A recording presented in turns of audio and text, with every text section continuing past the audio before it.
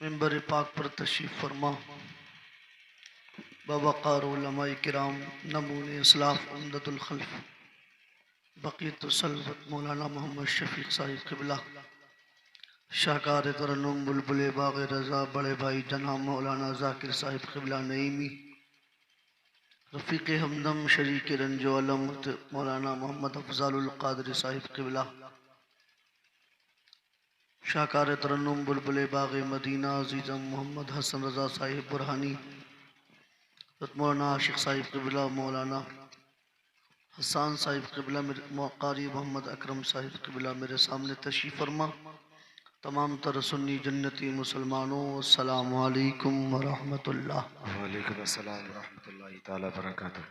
خدا بندہ میں تیرے نام سے آغاز کرتا ہوں، تیرا بندہ ہوں، تیری رحمتوں پر ناز کرتا ہوں، فقط تیری مدد اور استعانت کے بھروسے پر مجھے اڑنا نہیں آتا مگر پرواز کرتا ہوں۔ الحمدللہ الحمدللہ رب العالمین والعاقبۃ للمتقین، الصلاۃ والسلام علی سید الانبیاء والمرسلین، اما بعد فاعوذ باللہ من الشیطان الرجیم، بسم اللہ الرحمن الرحیم۔ ہن لباس لکم وانتم لباس لہن، صدق اللہ مولانا العظیم وبلغنا رسولہ النبی الکریم، ونحن علی ذلک لمن الشاہدین والشاکرین، الحمدللہ رب العالمین۔ ظہور نور یزدانی، نمود شان ربانی، خدا کا دوسرا کوئی نہ کوئی آپ کا ثانی، ہمارے دین کی حقانیت کے دونوں شاہد ہیں، معین الدین محی الدین جیلانی۔ مشکل کے راستے بھی آسان ہو گئے، دشمن یہ دیکھ کر پریشان ہو گئے، رکھا میرے نبی نے دنیا میں جب قدم، پتھر بھی کلمہ پڑھ کے مسلمان ہو گئی، سبحان اللہ بھی سبحان اللہ۔ رکھا میرے نبی نے دنیا میں جب قدم، پتھر بھی کلمہ پڑھ کے مسلمان ہو گئے۔ پوری محبت کے ساتھ درود پاک پڑھنے، اللہم صلی علی سیدنا مولانا محمد مبارک وسلم، صلاۃ و سلام علیک یا رسول اللہ صلی اللہ تعالی علیہ وسلم۔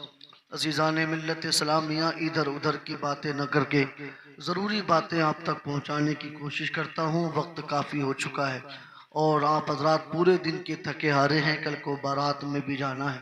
بس آپ حضرات نے اللہ اس کے رسول کی رضا کے لیے جلسہ سجایا ہے، تو میں اس امید کے ساتھ کہ اس کا ثواب بالخصوص فلسطین کے بچوں کو پہنچ جائے، اس امید کے ساتھ میں چند لمحہ آپ سے گفتگو کرنے کی کوشش کرتا ہوں۔ رب کریم ان بچوں کی شہادت کو قبول فرمائے، غیب سے ان کی مدد فرمائے، ہم سب کی حاضری کو قبول فرمائے، اور اس محفل پاک کے ذریعے سے کل کو ہونے والی مجلس مناقحت کو رب کعبہ اپنی بارگاہ میں قبول فرمائے، اس شادی کو ثمر آور فرمائے، زوجین سے نیک اور صالح اولاد کا ظہور پیدا فرمائے، اور اس اولاد کو اپنے عالمگیر دین کا جہانگیر بنائے، آمین اور ہم سب کو عزت کے ساتھ جانے اور عزت کے ساتھ بارات واپس آنے کی توفیق رفیق عطا فرمائے۔ جو بھی جائز طور پر دونوں طور سے خرچ ہوا، رب کعبہ اس کو صدقہ نافلہ بنائے اور اس پر صدقہ نافلہ کا اجر و ثواب عطا فرمائے۔ عزیزان ملت اسلامیہ، آج قاری اکرم صاحب قبلہ کے صاحبزادے محمد ریحان صاحب کی شادی ہے۔ میں ایک بات آپ کو بتاؤں، دنیا میں الگ الگ رنگ کے لوگ ہیں، الگ الگ نسلوں کے لوگ ہیں، الگ الگ مذاہب کو ماننے والے ہیں، لیکن یاد رکھنا ہر مذہب میں، ہر کلچر میں، ہر تمدن میں، ہر تہذیب میں ایک چیز کومن پائی جاتی ہے، اور وہ چیز یہ ہے کہ چاہے انسان دنیا دار ہو، چاہے دیندار ہو، چاہے مسلمان ہو، چاہے نون مسلم ہو، چاہے ہندوستان کا رہنے والا ہو یا ایشیا کے علاوہ دوسرے ممالک کا رہنے والا ہو، یا چاہے فلم انڈسٹری جیسا اوپن مائنڈڈ کیوں نہ ہو، ہر مذہب میں شادی کی جاتی ہے۔ مسلمانوں میں بھی شادی ہوتی ہے، غیر مسلموں میں بھی شادی ہوتی ہے، چاہے ہندو ہو، چاہے سکھ ہو، چاہے عیسائی ہو، چاہے پادری ہو، اس کے علاوہ دنیا بھر میں جتنے بھی مذاہب ہیں ہر جگہ شادی ہوتی ہے۔ ہاں ایک بات آپ کہہ سکتے کہتے ہیں کہ ہر کسی کا طریقہ اپنا اپنا الگ ہوتا ہے. ہمارے یہاں پر گواہوں کی موجودگی میں میاں بیوی سے ایجاب و قبول کرایا جاتا ہے. کہیں پر 7 پھیرے لیے جاتے ہیں, کہیں پر سلیب اور بائبل وغیرہ دی جاتی ہے. ہر کسی کا اپنا اپنا الگ طریقہ ہے, لیکن شادی ضرور ہوتی ہے. آپ اس کا اندازہ اس بات سے لگائیے کہ فلم انڈسٹری, چاہے وہ ہالی ووڈ ہو, چاہے وہ بالی ووڈ ہو, چاہے وہ ٹالی ووڈ ہو, چاہے وہ تمہارا ساؤتھ ہو, اتنے بڑے اوپن مائنڈڈ لوگ ہوتے ہیں کہ نہ ان کی کوئی ذات ہوتی ہے, نہ ان کا کوئی دھرم ہوتا ہے, نہ ان کا کوئی مذہب ہوتا ہے, نہ ان کا کوئی خاص کلچر ہوتا ہے. یہ اپنی مرضی کے مالک ہوتے ہیں. اس کے باوجود بھی اگر کوئی فلم انڈسٹری میں بھی کوئی ہیرو یا ہیروئن اگر وہ بغیر شادی کے ایک ساتھ رہنا شروع کر دے تو میڈیا والے منہ میں مائک ٹھسا کر کے پوچھتے ہیں تم دونوں ایک ساتھ کیوں رہ رہے ہو؟ کہ تمہارا شادی کا ارادہ ہے یا کسی اور چیز کا ارادہ ہے؟ پتا کیا چلا کہ جب بغیر شادی کے ایک لڑکا اور ایک لڑکی ایک ساتھ رہتے ہیں تو اس کو لوگ برا سمجھتے ہیں, لیکن اگر شادی کے بعد ایک لڑکا اور ایک لڑکی ساتھ رہے تو لوگ اس کو برا نہیں بلکہ اچھا سمجھا کرتے ہیں. عزیزان ملت اسلامیہ, اب آپ نے جب میری ایک دم تمہید سمجھ لی, اب میری گفتگو سنتے چلے جائیے گا اور قربان جائیے گا مذہب اسلام پر. اللہ کی قسم, کیا مقدس مذہب ہے میرا, کیا مقدس کتاب ہے میری, کیا مقدس نبی ہے میرا, کیا مقدس خدا ہے میرا. اللہ کی قسم, جو مقام و مرتبہ مذہب اسلام نے شادی کو عطا فرمایا ہے وہ مقام و مرتبہ کسی اور مذہب نے نہیں دیا. اب آپ کہو گے منظری, مذہب اسلام نے ایسا کیا اسپیشل بنایا ہے شادی کو, تو میں کہنا چاہوں گا او گجرولا کے خوش عقیدہ سنی جنتی مسلمانوں, اللہ کی قسم جو مقام و مرتبہ مذہب اسلام نے شادی کو دیا ہے وہ کسی اور نے نہیں دیا. اس بات کا اندازہ اس بات سے لگائیے گا کہ آج ریحان بھائی ہے, ابھی تک کوارے ہیں, آج نماز فجر پڑھی ہوگی, ایک فجر کا ثواب ملے گا. آج ظہر پڑھی ہوگی, ایک ظہر کا ثواب ملے گا. آج عصر پڑھی ہوگی, ایک عصر کا ثواب ملے گا. آج مغرب پڑھی ہوگی, ایک مغرب کا ثواب ملے گا.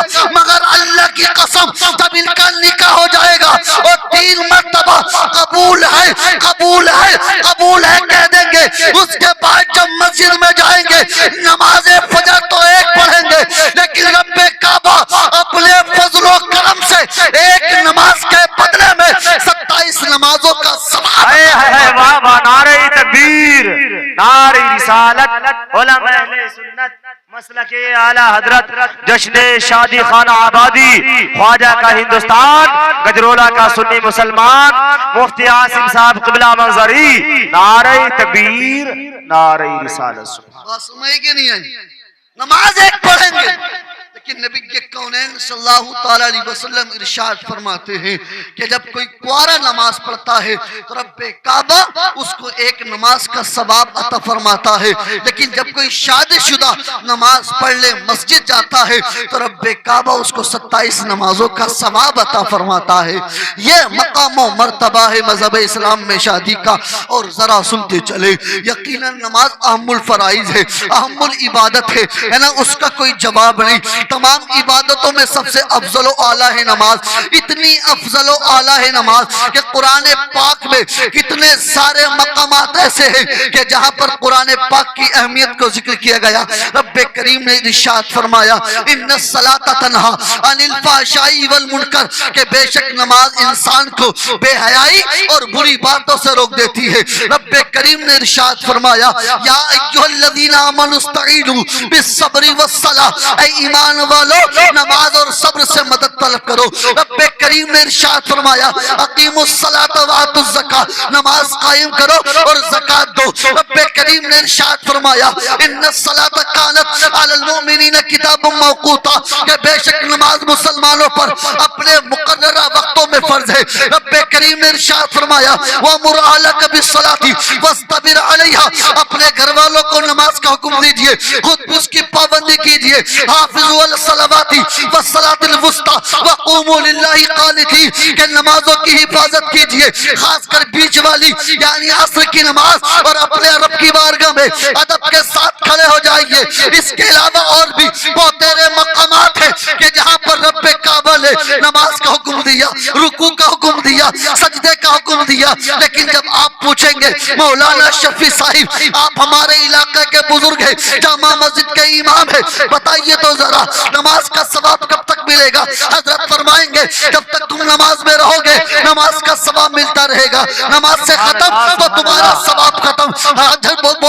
حج بہت بڑی عبادت ہے، لاکھوں روپے خرچ ہوتے ہیں، لیکن جب تک حج میں ہے تب تک حج کا ثواب ہے۔ زکوٰۃ بہت بڑی عبادت ہے، اسلام کا رکن ہے، لیکن جب تک زکوٰۃ دیتے ہیں تب تک زکوٰۃ کا ثواب ملتا ہے۔ لیکن قربان جاؤ گجرولہ والو کہ رب کعبہ نے اس نکاح کو کیا عظمت بخشی ہے، کیا شان بخشی ہے۔ اللہ کی قسم اگر کوئی بندے مومن سنت رسول کو سمجھتے ہوئے اس پر عمل کرتے ہوئے سچے دل کے ساتھ نکاح کرتا ہے اور ادھر قبول ہے 3 مرتبہ کہتا ہے، جب تک وہ بیوی اس کے نکاح میں رہتی ہے رب کعبہ پوری زندگی اس کو عبادت کا ثواب عطا ہائے ہائے واہ واہ سبحان، نعرہ تکبیر، نعرہ رسالت، علماء اہل سنت، مسلک اعلی حضرت، مذہب اسلام، پیغام اسلام، مفتی عاصم صاحب قبلہ منظری، نعرہ تکبیر۔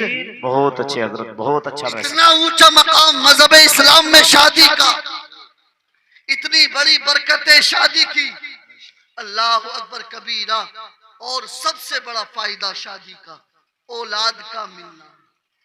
بے شک بے شک اولاد تبھی ملے گی جب آپ شادی کرو گے، بے شک بغیر شادی کے اولاد ملنا ممکن۔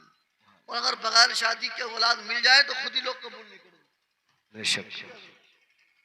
حرام کو کون قبول کرے گا؟ اور کتنی بڑی نعمت شادی آپ نے دیکھا ہوگا، کتنے بیچارے ایسے ہیں اللہ کریم نے دنیا کی ہر نعمت دی ہے، عزتیں ان کو ملی، شہرتیں ان کو ملی، دولتیں ان کو ملی، جاہ حشمت ان کو ملے، اقتدار ان کو ملا، لیکن جب گھر میں آتے ہیں عالی شان بنگلہ ہے، تمام طرف پیسے ہیں، پیسوں کا بستر ہے، اللہ اکبر کبیرہ، لیکن گھر میں دل نہیں لگتا، پریشان سے رہتے ہیں، بے چین سے رہتے ہیں۔ ہم نے پوچھا صاحب اللہ نے عزت عطا فرمائی، شہرت عطا فرمائی، مقبولیت عطا فرمائی، دنیا کی تمام تر خوشیاں تمہارے پاس موجود ہے، اس کے باوجود بھی جب تم گھر میں آتے ہو اداس کیوں ہو جاتے ہو؟ تو وہ انسان جواب دیتا ہے کاش میرے پاس یہ سب نہ ہوتا، اولاد کی دولت ہوتی تو اپنی اولاد کے سارے خوش ہو کے زندگی گزار لیتا۔ ہائے ہائے سبحان اللہ بھائی سبحان اللہ۔ وہیں پر ایک انسان وہ ہوتا ہے کہ رہنے کے لیے مکان نہیں، کھانے کے لیے کھانا نہیں، پیپل کے پیڑ کے نیچے بیٹھ کر کے اپنی پوری زندگی گزار دیتا ہے۔ ہنسی خوشی ہے، آخر وجہ کیا ہے؟ وجہ یہ ہوتی ہے کہ اس کے ساتھ اس کا پریوار ہوتا ہے، اس کے بچے ہوتے ہیں۔ ایک انسان جب مراد آباد سے کما کر کے پورے دن کا تھکا ہارا آتا ہے، تیری میری مزدوری کر کے، تیری میری پلے داری کر کے، تیری میری راج مستری کر کے، اللہ اکبر کبیرہ، پورے دن کا فاقے سے ہے، بدن تھکن سے چور چور ہے، قدموں سے چلا نہیں جاتا، اللہ اکبر کبیرہ، پورے دن کا فاقہ ہے، شہر سے کما کر کے آ رہا ہے، لیکن جیسے اب چھوٹا بچہ اپنے باپ کو دیکھتا ہے بھاگتا ہوا جب باپ کی طرف جاتا ہے، اور باپ کی نظر جب اپنے بیٹے پر پڑتی ہے اور وہ اپنی توتلی زبان سے جب اپنے باپ کو باپ کہہ کے بلاتا ہے، پاپا کہہ کے بلاتا ہے، ابو کہہ کے بلاتا ہے، ابا کہہ کے بلاتا ہے، ایک باپ کے دل سے پوچھو باپ کہے گا پورے دل کی تھکن تو ایسے غائب ہو گئی جیسے میں نے کچھ کام نہ کیا، میں نے کہا یہ تھکن ختم کیسے ہو گئی؟ تو کہنے لگا ادھر بچے نے گلے سے لگایا ادھر ختم دور ہو گئی۔ ہائے ہائے واہ واہ واہ سبحان اللہ سبحان اللہ، بہت خوب حضرت، بہت پردیس اچھے۔ کی ساری تھکان بھول جاتا ہے، دنیا بھر کے رنج و غم بھول جاتا ہے، کب؟ جب اس کی اولاد اس کے سینے سے لگ جاتی ہے۔ کہاں سے ملتی ہے یہ اولاد؟